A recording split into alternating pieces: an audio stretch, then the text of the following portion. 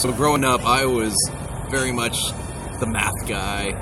Never had any problem, acing all my math classes all the way through calculus and differential equations, straight A's, no problem. Science, I was always really good at science, very rational.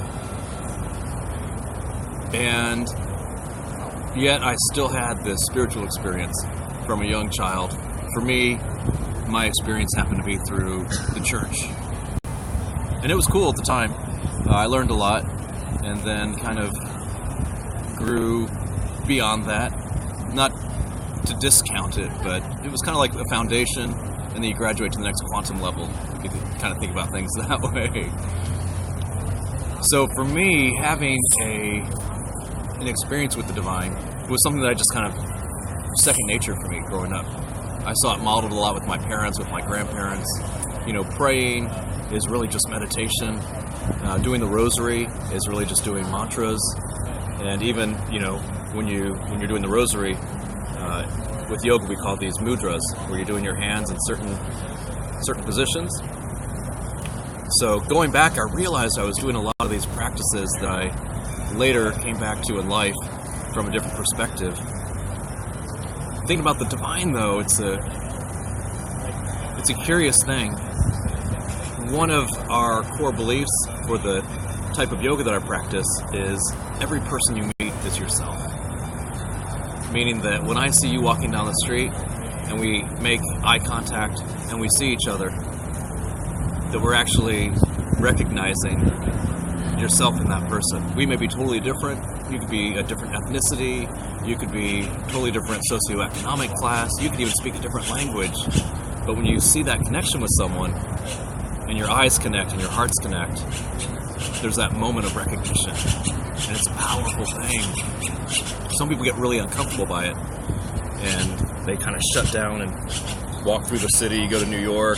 I love New York. You go to New York and everyone's just all business. No one wants to make eye contact, because then you have to do something about it. What if you look at someone and you recognize that they're your brother? What if that person's homeless?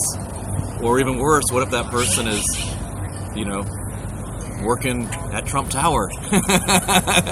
And then you recognize yourself in that person.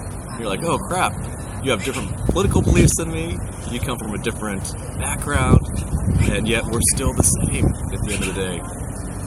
It's a weird thing. The reason I bring up my math and science background is I'm a very rational person. When I started doing this yoga, when I started having this yoga experience, or my Kundalini awakening as they call it, my yoga instructor, Matab, had the softest sell in the history of anything. He said, listen, we've told you all the information, this is what's supposed to work, this is how the process has been perfected over thousands of years, but don't believe me, try it for yourself.